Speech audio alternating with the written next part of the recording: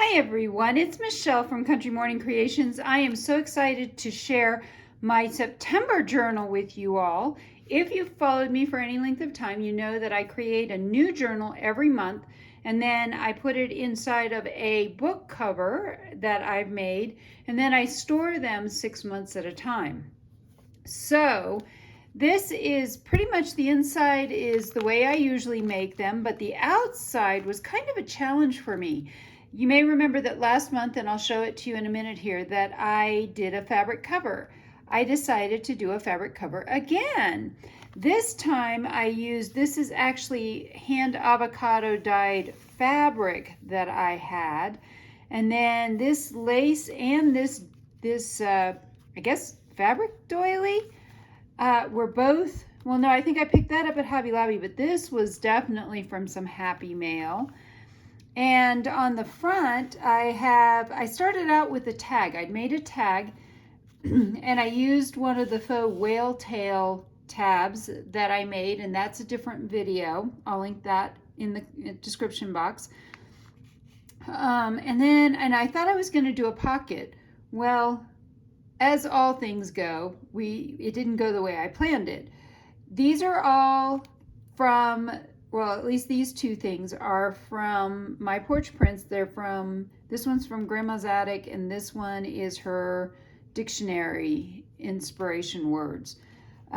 So I mounted just this part onto craft paper, and again, I added that.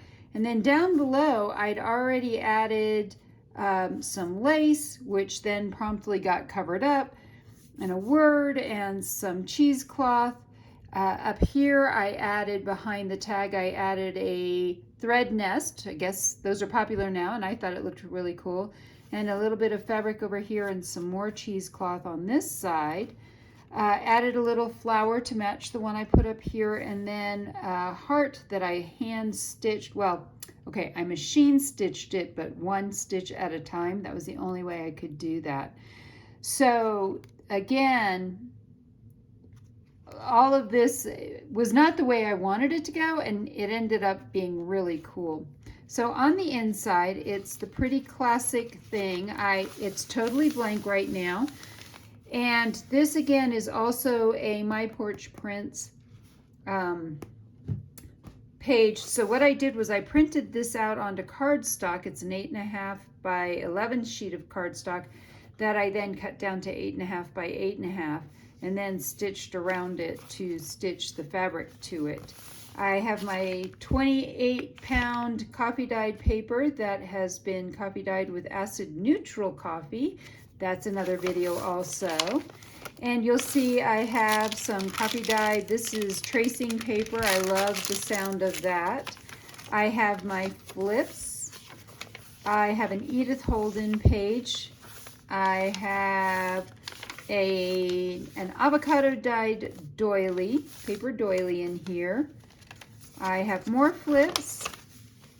And then to the center, I have my 5-hole pamphlet stitch, and this is just upholstery thread. I wanted to use something a little bit more delicate this time. So basically the same things. You have flips, you have the doily, so this says September. So this is the other side of that page. It was too long to fit in the book, so I actually went ahead and folded that over. And that pretty much takes us to the end of this journal. So it is time to put this in my reusable book cover.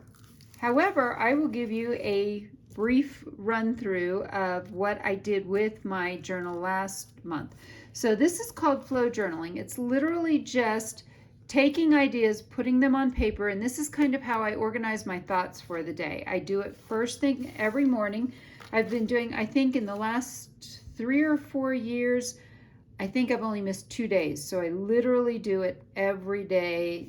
And so this is from Planning Janny, and I used a lot of her stamps.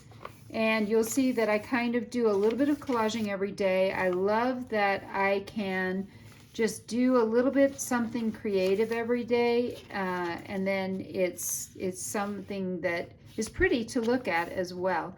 You'll see I have the dates numbered there. This was something I started to track and then totally didn't.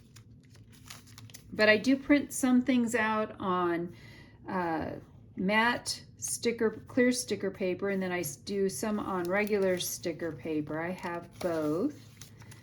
And then I also have the craft sticker paper as well.